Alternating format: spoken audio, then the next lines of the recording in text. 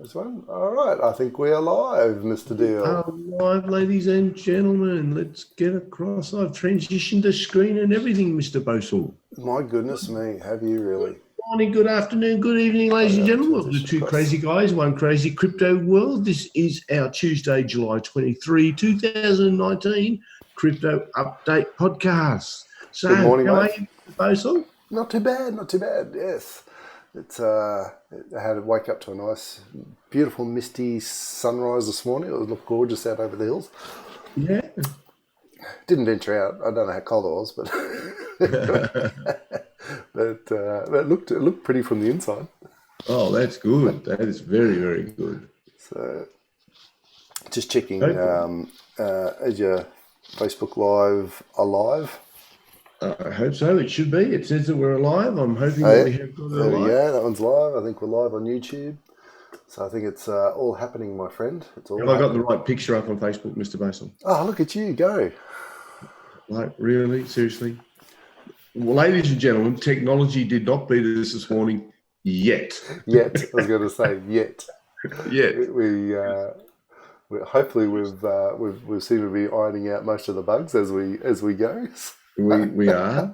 Some of the little buggers are really hidden though, so they're going to take us a while to find. But we will continue to try, and we will get better and better at this. That's the only thing that we can really promise you.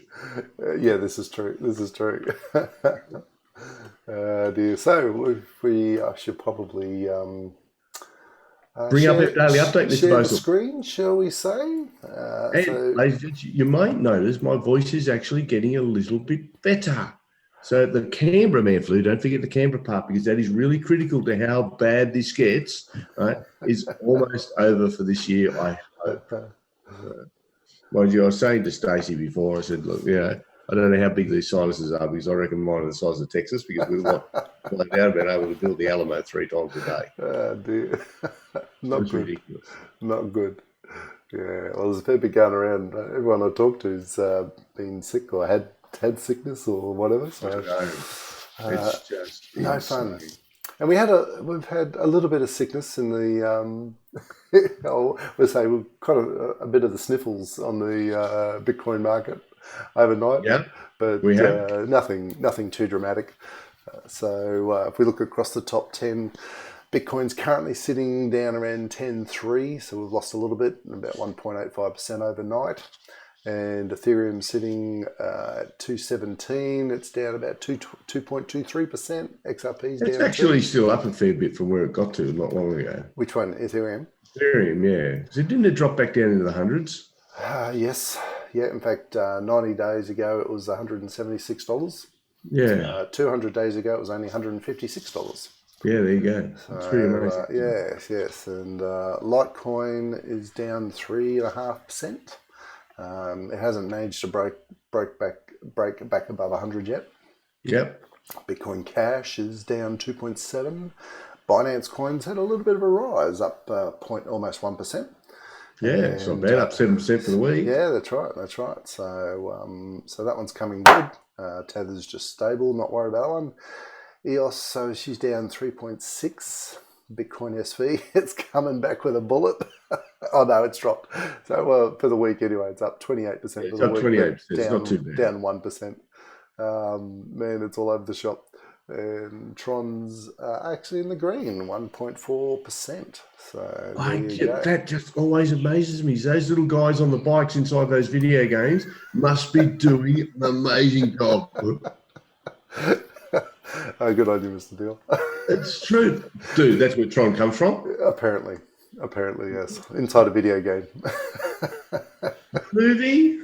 And look, some might say the Tron project is nothing more than a video game, but anyway. That's true. But I'll tell you what, they're up speculation. percent in 200 days, which is not a bad return on any investment they've made. No, absolutely. So that rounds out the top 10 as we're looking at the global market cap. We're still in the 280s. So we're sitting at 280, 281 as we speak. Yeah. And still floating along, not really moving up or down, just sort of plugging along. Interestingly enough, the BTC, so that's the Bitcoin dominance, is 65.24%. Yeah. So for newcomers to the space, basically what that means is that 65% of the entire market capitalization of cryptocurrencies is currently sitting in Bitcoin. So when they say Bitcoin is the granddaddy of cryptos, that's A, because it was the first, Yeah. but B, because it is also the largest coin in its own right. Yeah. So it's definitely leading the way, and but it's following similar patterns of past. And usually, what's happened in the past is that Bitcoin starts its own bull run first, and so I've seen some analysts suggest that up to 6 months later, then a lot of the altcoins tend to follow. Well, do you think a lot of people are pulling out of altcoins at the moment, putting it in Bitcoin because Bitcoin is more stable and absolutely. has been showing better gains? I know I did. I pulled out of a whole lot of little meager ones I had. Yeah. Just took the hit because I figured that Bitcoin is where the business is right now. Yep. And so I got rid of things like I had like Dash, which really is so far down. It's from its all-time high that I personally don't know whether it'll ever get back there. Yeah, well, I mean, Dash is an interesting one, and look, I think they will, because they're still doing a lot of big work in the background, right? And mostly in developing countries, right? We don't hear a lot about them over here because they're not doing massive amounts of marketing here, but what they are doing is in developing countries and countries that are struggling economically, like Venezuela. They've made a massive push into those countries to help those people set up merchant facilities and enable exchange of value through Dash and through Dash wallets. It's very fast. It has a privacy element to it. It's actually a really good, solid coin. And has a lot of benefits to it. And Dash was one of the first. I think it was the third or fourth coin I think I invested in originally. Look, I think they've been hit big with the from the bear market from where they were. Click the all-time chart for me. So I think they're down 95% or something. Yeah, something like that. Yeah, so it hit. Where's their highs up here? So it's about 1,100. Yeah, about $1,100 it hit. Was its high, and so she's I reckon down it'll 114. probably stabilise at about halfway up there. Oh, look, it's hard to know, mate. It's it really if they keep and the other thing that Dash has been working on is user experience, right? And I think that's definitely one area that has been a struggle for most of the cryptocurrency space is user adoption and how that works. So it's going to be really interesting to sort of see how the price does reflect its adoption, because it is being adopted more so in other countries that because like I said, here in Australia we're still in most G7 or even a lot of G20 nations that we're not desperate to use cryptos yet, right? We're still quite comfortable. We still use our tap and go cards. We can still make the purchases we need to, and our dollars, while they are losing money through inflation, we're not suffering hyperinflation like the likes of Venezuela and those sort of places, right? So they have an absolute desperate need to use cryptocurrencies to survive, quite frankly. So that's where a lot of this is going. And could you imagine someone in Venezuela who bought Bitcoin before the boom, before the real big boom, what they're like right now? They would be some of the only people in the country sitting pretty because of the hyper. Yep. Even Argentina. I saw a report the other day that even with the Argentinian peso, I think it is, if you had bought Bitcoin at the peak for $20,000 at the time, they would still be in profit today against the peso, because the peso has suffered so much inflation. And so for those sort of countries, and I've said this before, it's those countries that are going to really bring the adoption forward. more so than we do in our countries, because I said we are comfortable, at this stage, right? And not to say that something doesn't happen in the near future, but for right now, we're comfortable, and our monetary system basically works. It's costing us, but it works. But for a lot of these other countries, it's literally a means to exist and survive. Because if they try to rely on their own currencies, they don't have enough for bread, right? Yeah. It's really, really sad. When you get paid in a wheelbarrow full of cash for your day's work, you know there's an issue. Well, when you got to go in with an armful of money just to buy a loaf of bread, it's an issue, right? So yeah, it's a bad way. But this is where as I said, it's where a lot of the adoption will come from, right? And it's going to be interesting to see. It's going to be really interesting to see. So we've not really much to look at on the chart, other than to say that the dip we had seems to have bounced right off the 50-day moving average, which was interesting. Yeah, that's good. We did drop down below it a few days ago, but we went back above, and now it's bounced off. So hopefully, and I think that's around the 10,000. That's around the 10,000 mark. And my computer's now going really slowly again, and I don't know why. It's a Queensland computer, Mr. Boswell. It's a Queensland computer. I don't know what it is doing. It was doing so well too. And, I know. And now it's just messing around with me. I don't know what is going on. Anyway, let's see if I can move on to the next article, hopefully, if my computer will talk to me. There we go. All right. So this, I thought this was interesting too. So they're saying that the Bitcoin network is now 8 times more powerful than it was when we hit our all-time high at 20,000 US. So I find that really interesting, and it sort of supports the main message I've been trying to get out to people is that, yeah, the prices, like for the last 18 months, the price has been going down. We've had a long bear market. But what people haven't seen is the amount of infrastructure and money that has been spent in the back end across the cryptocurrency sphere has been quite phenomenal, right? And it's one of the things that I suppose has kept me very positive about the space. While everyone was focusing on the price and it going down and, Bitcoin's dead again, rah, rah, rah. All you had to do is look at the amount of work that was being done in the back end and know this ain't going nowhere, right? I mean, people don't spend hundreds of millions of dollars in infrastructure and things for something that's going to die, right? That's very true. They just don't, right?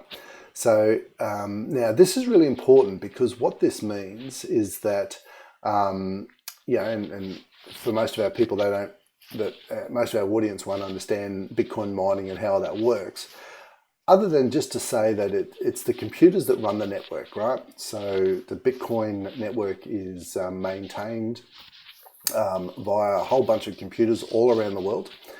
Yep. And when we talk about its security comes from the fact that there are literally tens of thousands of computers all around the world, all working on the same thing, right, to secure and look after the Bitcoin network. So naturally, the more computers you have doing that, the more secure the network. Okay. Mm-hmm. So now they're saying that our total hash rate, right, has reached a peak of 79 terahashes per second. Right? That's just unbelievable. So that is absolutely phenomenal. That's a huge amount of computing power that is just focused on looking after the Bitcoin network.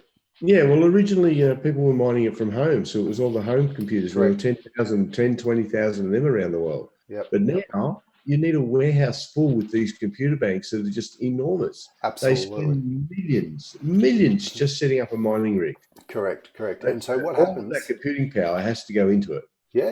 And the fascinating thing about the way Bitcoin was created is that it has the ability to increase and decrease the mining difficulty based on the hardware that is all contributing towards it.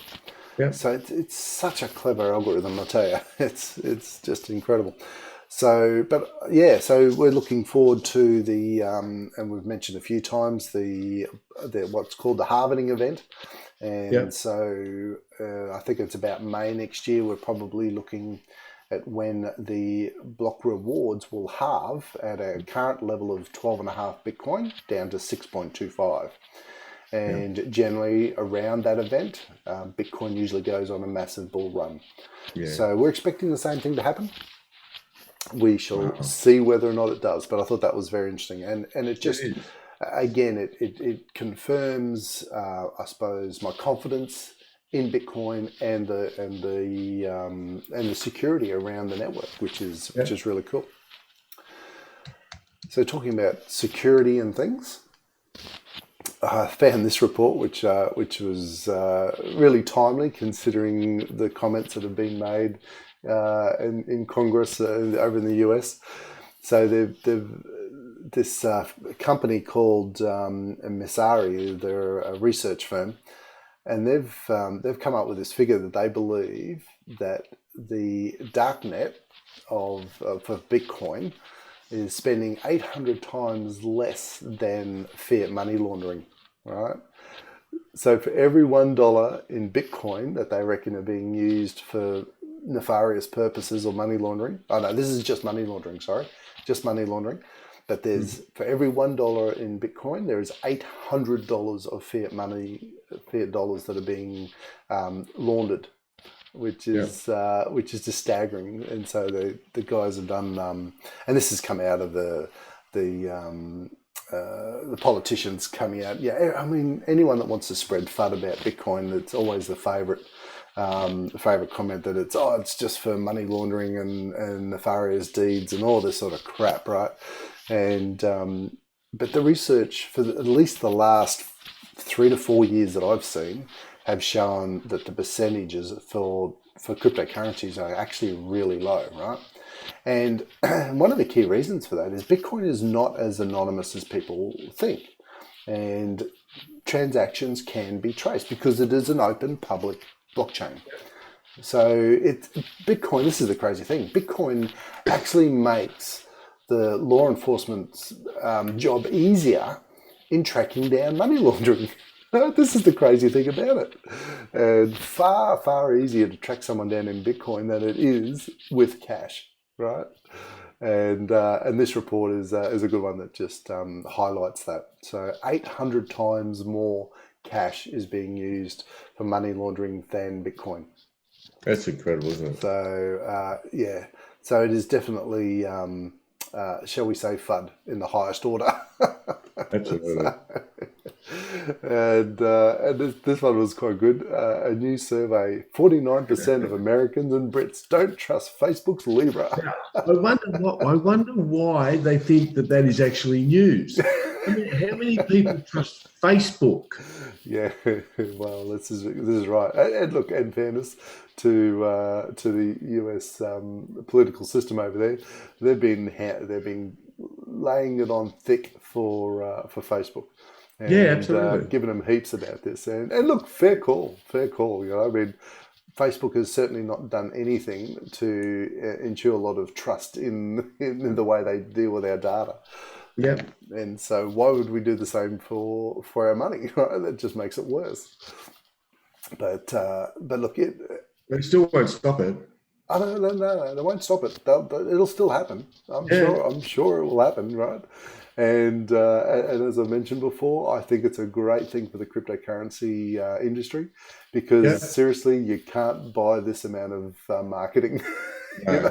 It has put cryptocurrency front and center on mainstream media all around the world, and it's fantastic, right? As I said, it's going to be that gateway drug for sure for a lot of people, so which is pretty cool. Cool. And there's just a quick note. John Adams, who's a professional economist, has done a couple of articles, and this one is about the deposit insurance, a so-called deposit guarantee that the government makes us feel all warm and fuzzy about. And we'll actually go into a bit of a deep dive on that for our Patreon subscribers. and it really just covers over the process of how that actually works, and in particular some of the limitations that goes around that, and the process to getting your money. It's quite interesting. So it's a very interesting article, but we will go into that in a deeper episode for our Patreon subscribers. Okay, cool. Send me the link to that one, will you please, mate? I will, and we'll put it in the show notes too. So thank you. That's all right. All right, Mr. Basil, 7:21 in the morning. Look at that! I think we've probably covered off most of the bits and pieces that we wanted to today. We have indeed, ladies and gentlemen. This is our new format now. We're actually going to be doing these things every day, Monday through Friday. And the additional benefit Stacey was talking about, where we do the deep dives, will be for our Patreon subscribers only. So if you want to get all of that critical background information, then please subscribe to us through Patreon, and we will get it to you, because we're going to start producing those additional benefit videos, I guess, ADVs. ADVs. ABVs. I can't spell. The ABVs very, very soon, and they'll start flying out to our subscribers. So please join us. We would love to have you there, and it will, as always, keep us coming here. As indeed. All right, folks. Well, I hope you have a crazy old day out there, and try and keep your head above water as much as you can. So this is two crazy guys in one crazy crypto world saying, have a great Wednesday, July 23rd, 2019. See ya. See you guys. Bye.